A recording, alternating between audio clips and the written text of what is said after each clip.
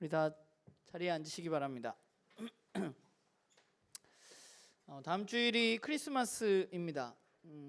우리 나눔교회 성도님들은 크리스마스가 되면 뭘 기다리고 계신지 모르겠어요. 우리 오늘 안에 들어가 있는데 아마 뭐 이제 주인은 아닐 것 같고, 준이 아니에서 같은 어린이들은 무엇보다 산타 할아버지를 기다리고 있을 것 같고, 또 연애를 하는 지체들은 애인의 선물을 기다리고 있을 수도 있겠죠. 그리고 또 뭐 어떤 사람들은 예수님의 탄생을 생각하면서 더 나은 세상을 기대할 수도 있고, 뭐 여러 가지 것들을 우리는 기대할 수 있을 것입니다. 우리가 무언가를 기다리는 이유는 그 기다림이, 그 어떤 일이 우리에게 기쁨과 소망이 되기 때문입니다. 그리고 아이들이 산타 할아버지를 기다리는 이유는 산타 할아버지를 이미 경험했기 때문이거나, 또는 어디에서, 그런 건 어디에서 배우는지 모르겠지만 어쨌건 어딘가에서 배웠기 때문이죠. 들었기 때문에 12월 25일에는 산타 할아버지가 온다는 것을 알고 있고, 또 그것을 한번 경험한 아이들은 또 기다리게 되는 거죠. 우리는 이번 크리스마스를 준비하는 이 대림절에 우리는 무엇을 기다리는가라는 주제로 이야기를 나누고 있는데요. 예수님이 다시 오실 이스라엘은 정말 간절히 기다리는 것이 있었습니다. 이스라엘이 정말로 간절히 기다렸던 것은 무엇이냐 하면, 지긋지긋하게 오랫동안 여러 나라들을 통해서 그들이 받았던 식민지 지배에서 벗어나는 것이 그들이 정말로 간절히 기다리는 것이었습니다. 그리고 그 기다림은 성경 속에 약속된 메시아에 대한 소망을 갖게 되었습니다. 왜냐하면 메시아가 오시면 그런 우리가 해방되어지는 일들이 일어날 거야 라는 생각을 그들이 했기 때문입니다. 우리가 여러 번 이야기했지만 메시아에 대한 이스라엘 사람들의 소망과 기다림을 이해하기 위해서는 우리가 이스라엘이라는 나라에 그들의 역사 가운데 어떤 일이 일어났는지를 우리가 분명히 알아야만 합니다. 우리가 아주 짧게 다시 한번 생각해 보면, 이스라엘은 어떤 나라인가 생각해 보면, 이스라엘은 다른 나라와 분명히 다른 나라입니다. 뭐가 달랐냐면, 이스라엘은 하나님이 선택한 하나님의 백성이었습니다. 하나님은 이집트에서 노예로 있었던 이스라엘 민족을 불러내셔서 시내산에서 이스라엘 민족과 하나님이 언약을 맺으시게 됩니다. 그 시내산 언약의 핵심은 뭐냐 하면, 이스라엘은 하나님의 백성이라는 사실입니다. 그리고 하나님의 백성인 이스라엘에게 새로운 정체성이 주어졌는데, 그게 뭐냐 하면 출애굽기 19장 5절 6절을 보면, 말씀을 선생님 넘겨주세요. 오늘 말씀이 많아요. 말씀이 많은데 출애굽기 19장 5절 6절을 보면 뭐라고 하나님과 이스라엘이 언약을 맺느냐 하면, 세계가 다 내게 속하였나니 너희가 내 말을 잘 듣고 내 언약을 지키면 너희는 모든 민족 중에서 내 소유가 되겠고, 너희가 내게 대하여 제사장 나라가 되고 거룩한 백성이 되리라. 너는 이 말을 이스라엘 자손에게 전해라 라고 하나님 말씀하시죠. 이스라엘에게 새로운 정체성이 생겼어요. 어떤 정체성이냐? 하나님의 소유가 된 백성이고, 다른 사람들과 구별된 거룩한 존재로서 그들은 하나님의 말씀을 따라서 의의 열매를 맺으면서 다른 사람들, 하나님을 알지 못하는 사람들을 하나님께로 인도하는 제사장 나라로 살아가야만 하는 사람들이 되었습니다. 그게 하나님과 이스라엘 민족이 맺은 언약이고, 하나님이 이스라엘 백성을 출애굽시키신 이유입니다. 그런데 그들은 그들에게 주어진 이 사명에 대해서 자신의 정체성을 지키는 것에 실패를 하게 됩니다. 실패한 이유는 뭐냐면, 이 말씀 5절에 뭐라고 나왔죠? 내 말을 잘 듣고 내 언약을 잘 지키면 그렇게 될 것이라고 했는데, 실패했던 이유는 바로 그것을 지키지 않았기 때문입니다. 하나님의 말씀을 따라 살지 않고 하나님의 언약을 그들이 지키지 않았기 때문에 그들은 실패했습니다. 그래서 그들은 실패해서 그들에게 벌이 주어졌어요. 어떤 벌이 주어졌냐 하면, 그들은 하나님이 자신들에게 준 가나안 땅에서 쫓겨나게 되었습니다. 그래서 이스라엘 민족들은 바벨론 시대에 포로로 끌려가게 되었죠. 그래서 우리가 여러 번 얘기했지만 포로기를 겪으면서 그들은 스스로에게 질문하는 거죠. 우리에게 왜 이런 일이 벌어졌는가? 우리가 하나님의 백성인데, 우리는 제사장 나라인데, 우리는 거룩한 백성인데 우리에게 왜 이런 일이 일어났는가? 라는 질문에 그들은 답을 찾게 되죠. 그 답은 뭐예요? 자신들이 하나님의 언약과 하나님의 말씀을 잘 지키지 않았다는 것을 그들은 깨닫게 됩니다. 그래서 이스라엘 민족들은 포로기를 겪으면서 어떤 일을 하게 되느냐 하면, 그럼 이제 뭘 해야 돼요? 말씀을 잘 안 지키고 언약을 잘 안 지켜서 이렇게 됐으면 뭘 해야 돼요? 말씀을 잘 지키고 언약을 잘 지키려고 노력을 해야 되죠. 그래서 포로기 이후에 이스라엘 민족들은 뭘 하냐 하면 말씀을 연구하기 시작합니다. 말씀을 연구하고 공부하고 그것을 어떻게 지킬 것인가, 우리들의 정체성을 지키기 위해서 우리는 어떻게 해야 되는가 굉장히 애쓰고 노력했습니다. 그런 그들 가운데 하나님은 이제 이스라엘 민족들이 회복될 날이 올 거다라는 예언을 많은 예언자들을 통해서 여러 가지 방법으로 이스라엘 민족들에게 주셨는데, 우리가 성경에서 알고 있는 대부분의 예언자들은 모두가 다 이스라엘이 회복되어질 것에 대해서 하나님의 말씀을 전했던 사람들입니다. 우리가 지난주에 나누었듯이 이스라엘 자손 중에 한 목자 메시아가 나와서 그들을 다스리고 회복시키실 것이라는 이야기를 구약 성경의 예언자들은 이스라엘 민족 가운데 끊임없이 했습니다. 그렇기 때문에 이스라엘 사람들은 뭘 기다릴 수밖에 없는 거예요? 메시아를 기다릴 수밖에 없는 거죠. 그 날이 오면 어떻게 돼요? 그들이 진짜 원하는 게 뭐였어요? 하나님 백성으로서 이방 나라의 압제를 받지 않고 해방되는 것, 그런 일들이 메시아를 통해서 일어날 수 있을 것이라고 기대했습니다. 그들이 그토록 기다리던 이스라엘 민족의 해방, 하나님 백성다운 삶을 위해서 그들에게는 메시아가 필요했고 메시아를 그들은 간절히 기다렸습니다. 그래서 그들은 그 기다림의 시간 동안 그들이 원래의 정체성, 제사장 나라, 거룩한 백성, 하나님의 소유된 백성으로 살아가기 위해서, 그런 삶으로 그들이 의의 열매를 맺기 위해서 여러 가지 방법으로 노력을 했습니다. 그리고 포로기 이후에 그들 가운데 여러 가지 방법으로 노력하는 사람들이 여러 분파로 나타나기 시작하는데, 우리가 알고 있는 신약 성경에 나와 있는 여러 가지 어떤 계파의 사람들, 가장 대표적인 바리새인들이 바로 이 포로기 이후에 자신들의 삶을 돌아보고 우리는 어떻게 살아야 되느냐, 하나님의 말씀을 지켜야 되는 거 아니냐. 그래서 바리새인들이 한 게 뭐예요? 하나님의 율법을 연구하고 그 율법을 철저하게 지키는 것이었습니다. 이 사람들은 그 율법 조항에 있는 문서대로, 그 말씀대로 그대로 지켜야 한다고 얘기했고, 그것에 더해서 장로들의 전통까지 굉장히 많은 규칙들을 세워놓고 규칙들을 지키는 사람들이었어요. 그래서 그것을 지키는 것을 통해서 자신의 정체성을 지키고 메시아를 기다리는 동안 자신의 올바른 삶을 살려고 애썼던 사람들이 바리새인들입니다. 우리는 예수님이 뭐라 그래서 바리새인들에 대해서 굉장히 안 좋은 감정을 갖고 있지만, 원래 바리새인들이 했던 일들이 그런 거예요. 그것을 기다리면서 자신들을 돌아보는 거죠. 그리고 또 어떤 사람들이 있었냐면 SNF나 쿰랑 공동체처럼, 여기서 그렇게 사는 건 힘들다, 예루살렘에서 그렇게 하나님의 말씀을 잘 지키는 것 자체가 불가능해 라고 생각하면서 그들은 어떻게 했냐면 예루살렘을 떠나서 광야로 들어갔습니다. 그래서 광야에 들어가서 그들만의 공동체를 만들고 세속으로부터 떨어져서 그곳에서 하나님의 율법을 철저하게 지키는 사람들이 누구였냐? 바로 SNF나 쿰랑 공동체 사람들이었습니다.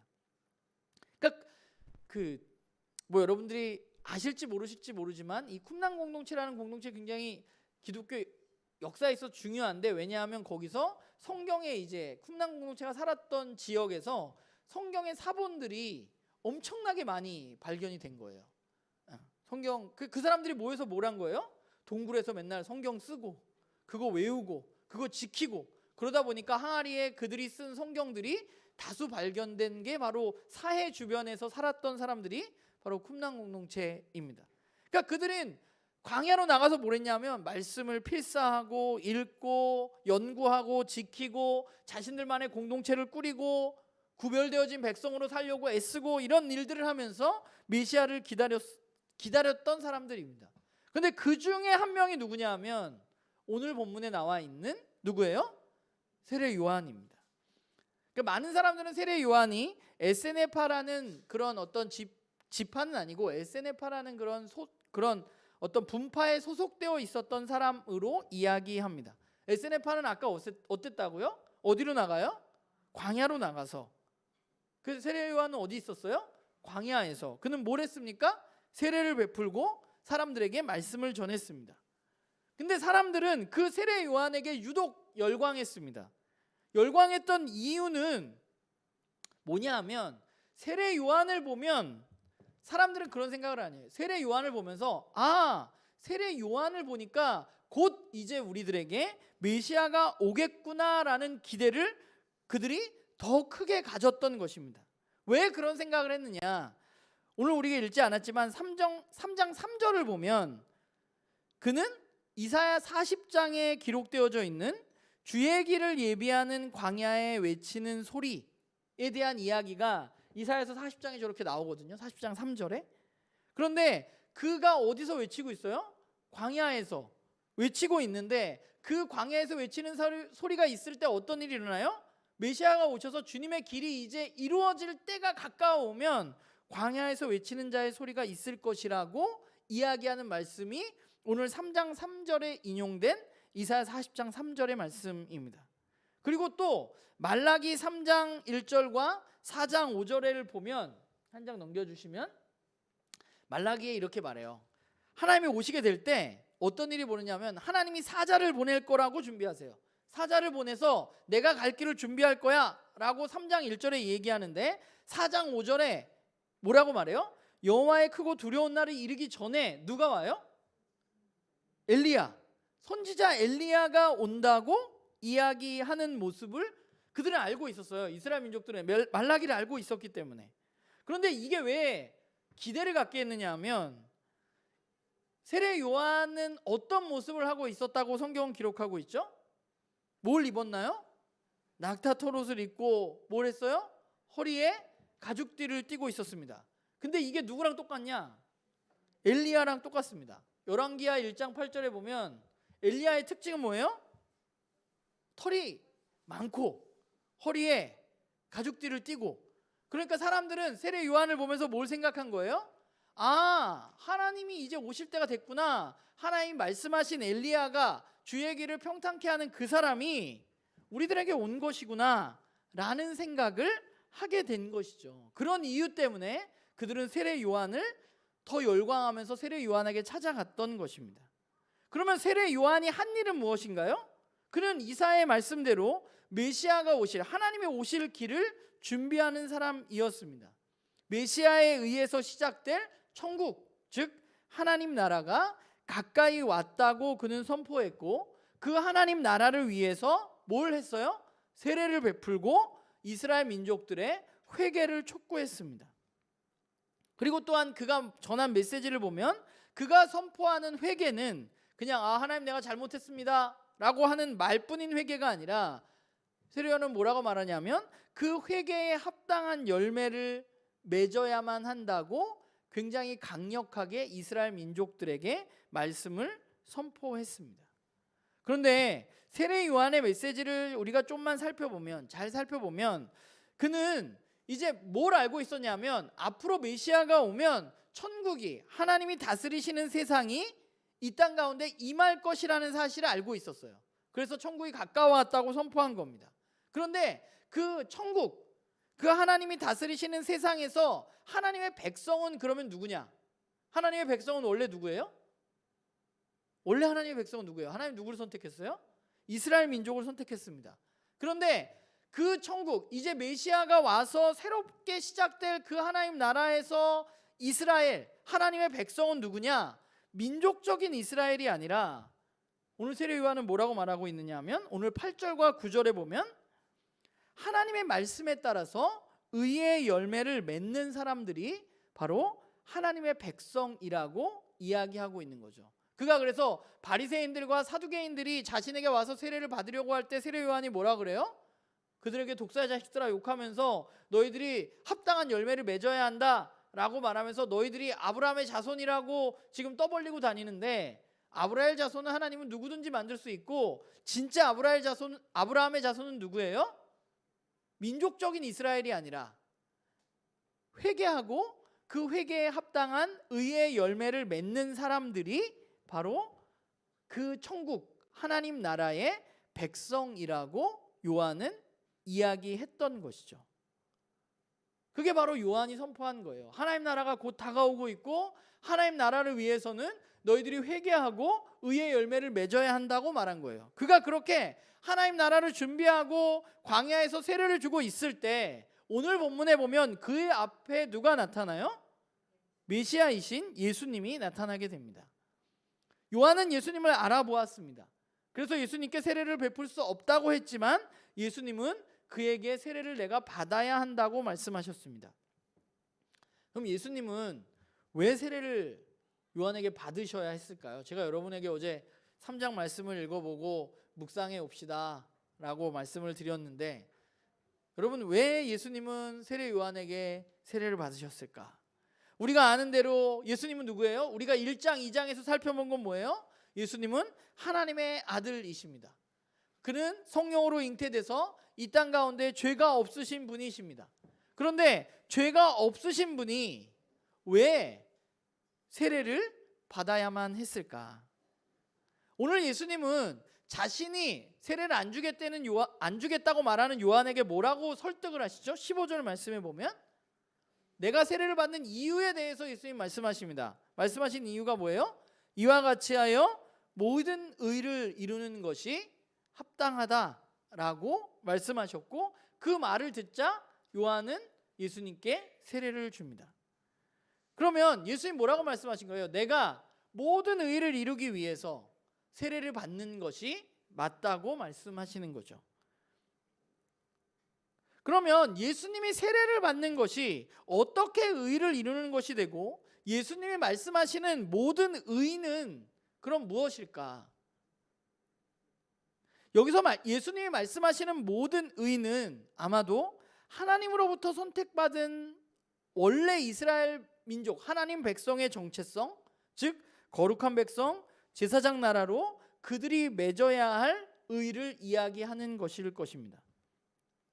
이제 예수님은 이스라엘이 실패했는데 이제는 의를 이루기 위해서 자신이 세례를 받아야 한다고 말씀하시는 거죠. 그 이유는 뭐냐면 예수님 스스로가 이스라엘 민족의 어떤 대표성을 지니고 지금 그 길을 걸어가고 계신 거예요. 그러니까 예수님 스스로가 내가 지금까지 모든 사람은 실패했지만 이제 예수님이 성공의 본을 보이시기 위해서 그 길을 걸어가고 계신 것이죠. 그래서 이스라엘 민족들과 똑같이 세례의 자리에 서시는 것입니다. 우리가 마태복음을 시작하면서 이야기했지만 하나님이 하시는 방법은 우리가 생각하는 방법과는 좀 다른 것 같아요. 저는 사실 말씀 보면서 그랬잖아요. 모든 의를 이루는 것이라면, 그게 목적이라면 저는 그냥 하나님이 어떤 능력을 발휘하셔서 그냥 우리들에게 의를 이루시면 되는 것이 아닌가. 그 의를 이루기 위해서 하나님이 어떤 강제적으로 능력으로 우리를 막 이끌고 가시면 되는 것이 아닌가. 사실 잠깐 이런 생각을 했는데 하나님은 그렇게 하지 않으시고 제 생각처럼 안 하시고, 안타깝게 그러면 더 편했을 텐데, 근데 그렇게 안 하시고 하나님은 하나님의 아들인 예수 그리스도를 통해서 이제 하나님이 만드신 피조물인 사람들이 이 땅에서 실패가 아니라 의를 이룰 수 있는 방법을 우리들에게, 당시의 사람들에게, 또 이 말씀을 읽는 우리들에게 제시하고 계시는 것이죠. 그래서 오늘 예수님의 세례를 살펴보면 요한에 의해서 예수님이 세례를 받으신 후에 어떤 일이 일어나요? 하늘이 열리고 성령이 비둘기같이 임하고 하늘에서 소리가 있어서 뭐라고 말합니까? 이는 내 사랑하는 아들이요 기뻐하는 자라 라는 이야기가 들려옵니다. 여기서 하늘에서 들려오는 소리, 즉 내 사랑하는 아들이요 내 기뻐하는 자라 라는 말씀은 시편 2편 7절과 이사야 42장 1절에 대해서 말씀하는 거예요. 시편 2편은 다윗의 뒤를 이을 하나님의 아들에 대한 예언에 대한 시고, 이사야 42장 1절은 하나님이 기뻐하시는 고난받는 종에 대한 이야기를 시작하면서 하나님 말씀하시는 내용입니다. 내 기뻐하는 종이 있는데 그 종이 이제 고난을 받을 거야. 그 고난, 우리가 잘 아는 그가 상함을 받음으로 우리가 나음을 입고, 그 말씀을 하시면서 주님은 그게 내 기뻐하는 종이라고 말씀을 하고 계신 것이죠. 예수님은 이 세례를 통해서 이제 어떤 역할이 주어지냐면 예수님이 이 세례를 통해서 공식적으로 성령이 임하고 하늘에서 음성이 들리면서 예수님이 누구라는 게 확인되는 거예요. 메시아이시고 하나님의 아들이시고 하나님이 기뻐하는 종이라는 사실이 확인되어진 것이죠. 그러니까 예수님은 아까 말했듯이 이제 이스라엘의 어떤 대표성을 지닌 진짜 이스라엘의 모습은 이런 거여야 해 라고 보여주시는 모습, 어떤 표본처럼 우리 앞에 서 계신 것이죠. 그래서 저는 예수님이, 제가 그리스도인은 어떤 새로운 족속이라는 말을 가끔 쓰는데, 저는 예수님이 이제 우리에게 그 새로운 인류의 처음이 되셔서 우리들이, 저와 여러분이 그 길을 걸어갈 수 있도록 하셨다고 생각합니다. 지금까지 예수님 전에 모든 인간은 하나님이 주시는 의의 열매를 맺을 수 없었지만, 이제 예수님으로 인해서 예수님을 따라가는 사람들은 하나님이 말씀하신 그 의의 열매를 맺을 수 있게 되는 것이죠. 그 의의 열매는 누가 맺느냐? 예수 그리스도를 따르고 예수 그리스도를 믿는 새로운 인류에 의해서 의의 열매가 맺혀지는 것이죠. 그리고 그 새로운 인류, 그 의의 열매를 맺을 수 있는 사람들은 어떤 사람들이냐? 성령님이 함께하는 사람들입니다. 그러니까 예수님의 세례는 그냥 예수님이 세례 받으셨구나 이게 아니라, 저는 저와 여러분에게 새로운 희망과 삶을 열어준 사건이라고 생각합니다. 저와 여러분이 이제 믿음으로 세례를 받고 예수님의 인도하시는 대로 우리가 따라서 걸어간다면 어떤 일이 일어나느냐? 우리의 귀에 예수님이 세례를 받으시고 물 위로 올라오시면서 들렸던 그 하늘의 음성, 너는 내 사랑하는 아들이요 내 기뻐하는 자라 라는 음성을 누가 들을 수 있느냐? 저와 여러분이 들을 수 있게 되는 것이죠. 예수님만 하나님의 아들이고 하나님이 기뻐하시는 종이 아니라, 이제 우리가 예수님을 따라 살아갈 때, 우리가 믿음으로 세례를 받을 때 하나님은 우리에게 예수님처럼 너는 내 사랑하는 아들이고 내 딸이고 내가 기뻐하는 종이야 라고 말씀을 하시는 것이고, 또한 우리가 예수님을 믿음으로 받아들이고 세례를 받을 때 예수님께 비둘기같이 성령이 임했던 것처럼 우리에게도 성령님이 임하셔서 성령님과 함께하는 삶을 살아가기 시작하는 것이죠. 우리가 성령님과 함께하면서 하나님의 종으로, 하나님의 아들과 딸로 이 땅 가운데 살아갈 때 우리는 지금까지 아무도 맺지 못했던 의의 열매를 맺을 수 있게 되는 것입니다. 그러기 위해서 우리들이 해야 할 일은, 가장 먼저 필요한 것은 예수님을 우리가 믿음으로 받아들여야만 합니다. 그리고 우리도 예수님이 그러셨던 것처럼 세례를 받는다는 것은 그냥 물로 세례를 받는다는 의미가 아니라, 세례라는 것은 뭐예요? 요한이 베푸른 세례는 삶의 돌이킴을 전제한 세례였습니다. 우리의 삶을 돌이키는 거죠. 어떻게 돌이켜야 돼요? 내가 주인 되었던 삶을 하나님이 우리의 삶의 주인으로 모셔드리는 사건이 세례라는 어떤 표면적인 모습으로 드러나는 거죠. 당시의 세례는 어떻게 됐던 거예요? 우리는 그냥 물, 여기서 감리교는 약식으로 세례를 주지만 원래는 물에 빠졌다가 나오는 거죠. 왜 빠졌다 나오는 거예요? 죽음을 상징하는 겁니다. 과거에 내가 죽고 새로운 내가 태어난다는 것을 의미하기 위해서 세례를 받는 거거든요. 그래서 물에서 침례를 하는 것인데, 그러니까 세례라는 것이 우리가 그냥 나 세례 받았어 이게 아니라, 정말 과거에 나는 죽고 이제 예수 그리스도 안에서 새로운 내가, 새로운 족속으로 태어났다는 것을 우리는 믿고 받아들여야만 하는 것입니다. 우리가 그분을 믿고 그분 안에 거할 때 우리는 새로운 백성으로 살아갈 수 있게 되는 것이고, 그 새로운 백성은 성령님께서 친히 함께 하시는, 그러니까 지금까지 이 땅에 존재하지 않았던 새로운 민족, 새로운 족속들이, 하나님의 백성들이 이 땅 가운데 새로운 세상을 열고 살아가게 되는 것이죠. 하나님께서는 그 새로운 사람들 가운데 임하셔서 하나님이 거하실 처소로 우리가 지어져 간다고 말할 수 있는 것입니다. 사실 말씀을 준비하면서 하나님 왜 굳이 이렇게까지 하시는 것일까라는 생각을 저는 개인적으로 좀 했습니다. 아까 말한 대로 뭔가 그냥 강력한 하나님 능력 있잖아요.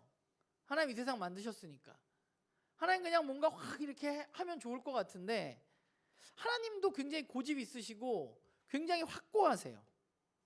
하나님은 성경을 잘 살펴보면 하나님이 직접 무언가 일을 벌이시는 것이 아니라 하나님은 반드시 하나님의 형상을 따라서 지은 사람들이 하나님의 말씀에 따라서 하나님이 만드신 세상을 회복하고 풍성하게 만들기를 원하시는 것은 성경의 처음부터 끝까지 굉장히 확고한 하나님의 방법입니다. 이 땅에 하나님의 뜻이 하나님의 말씀에 전적으로 순종한 예수님에 의해서 이루어졌듯이 이제 예수님을 따르는 사람들, 예수님처럼 하나님 말씀에 전적으로 순종하는 사람들을 통해서 뭐가 이루어져요? 이 땅에 하나님의 뜻이 이루어지게 되는 것이죠. 저와 여러분이 그냥 뭐 교회 다니고 말고 이런 게 문제가 아니라 우리가 정말로 예수님이 하나님의 말씀에 전적으로 순종하셨던 것처럼 우리도 하나님의 말씀에 예수님을 따라서 전적으로 순종하는 삶을 살아갈 때 우리를 통해서 이 땅 가운데 예수님에 의해서 시작된 그 나라가 점점 커져가는 것입니다. 이제 우리가 해야 할 일은 이 세상을 회복하신 그 일을 시작하신 예수님을 바라보면서 다른 것이 아니라 그분이 가신 길을 우리가 바라보고 말씀을 따라서 우리도 그 길을 걸어가는 것이죠. 그러면 그분이 가신 길은 무엇이냐? 그 이야기를 마태는 이 뒷부분에 하고 있는 거예요. 우리가 다음 주에 4장 말씀을 나눌 텐데 4장부터 마태복음 끝까지 마태는 뭘 쓰고 있는 거예요? 예수님이 이제 새로운 이스라엘로 그 의의 열매를 맺을 수 있는 한 사람으로 이 땅 가운데 어떤 삶을 살아가는지 우리들에게 펼쳐 보여주고 있는 것이죠. 그래서 4장을 시작하면서 예수님은 어디로 끌려가시냐? 광야로 끌려가십니다. 이스라엘 민족들이 출애굽해가지고 어디로 들어갔어요? 광야로 갔습니다. 이스라엘 민족은 광야에서 실패했습니다. 불평불만하고 하나님 앞에 따지고 우리를 왜 불러냈냐, 돌아가서 고기를 먹으면 좋을 것, 이렇게 말했던 것이 이스라엘 민족이에요. 이스라엘 민족이 제일 힘들었던 게 뭐예요? 먹는 겁니다. 예수님의 첫 번째 시험은 뭐예요? 먹는 겁니다.